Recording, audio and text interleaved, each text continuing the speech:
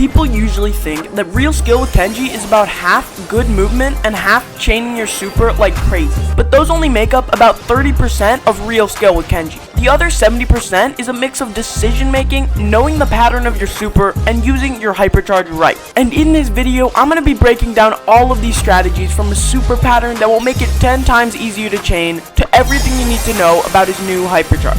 Now Kenji has 7600 health, so he's not squishy, but he's not tanky. A lot of people think he has infinite health with his healing trait, but that's not true. He's not a tank with 10,000 plus health, so don't go out in the open wreaking havoc while letting yourself be vulnerable. Instead, treat him as an assassin slash tank.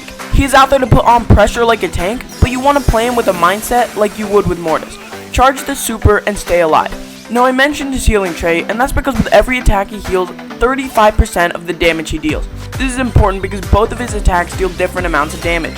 His dash does 1500 and heals him 525 health, while his slash deals 2000 and heals him 700. So his slash not only does more damage, but it heals him more too. This is why the slash needs to be your main damage dealer, and your dash is all for movement. Make sure to always aim this dash, and also your slash for that matter. Now Kenji's reload speed is very fast, so you shouldn't be afraid to just keep using his ammo. Keep attacking and poking to charge super with this combo. Dash up and slash, but just play smart with walls and keep your distance. You can dash away if you need, but keep putting pressure on them with the dash slash dash back combo. Now dash is always the most useful immediately, so always have the dash attack ready to go.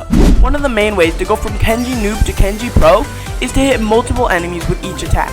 Your attacks pierce, so take advantage of that. It takes 5 dash attacks and only 4 slash attacks to charge up Kenji's super. You will mainly be comboing and hitting your slash attack, so it should only be about 4 hits. Now keep in mind that your super is not a Grom super. It is 2 separate slashes that go in a pattern. This pattern is the main thing that no one thinks about and will make chaining your super 100% more accurate. Kenji's super is a possibility of being thrown in 4 quadrants. Kenji is the center, and whichever way you throw it, it will do a specific pattern.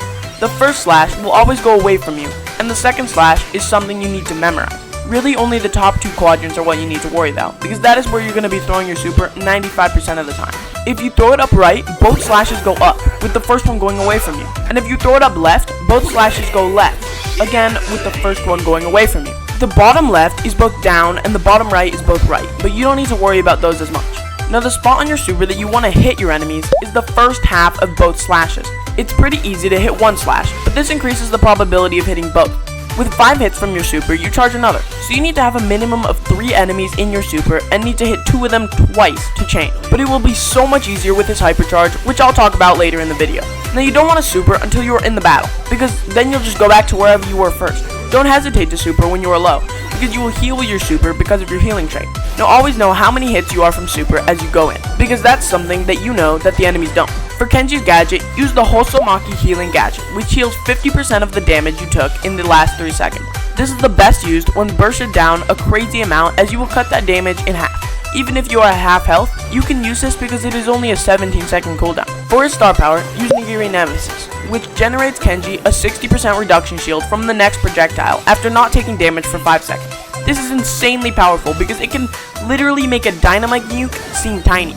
Try to go in with the shield, because if you take damage without the shield, it resets the 5-second timer. For gears, I would recommend damage and shield. Kenji is best in Brawl because of his mobility, although he is good anywhere else except Heist. Really, it depends on the map. He needs walls, not bushes, because he can dash around them, poke, and then dash back.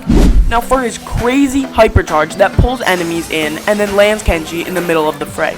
You want to use this hypercharge to jump over a wall and then land onto your enemy.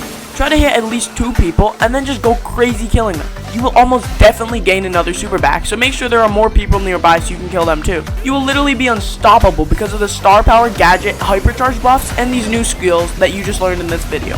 Thanks for watching, and I will see you in the next one.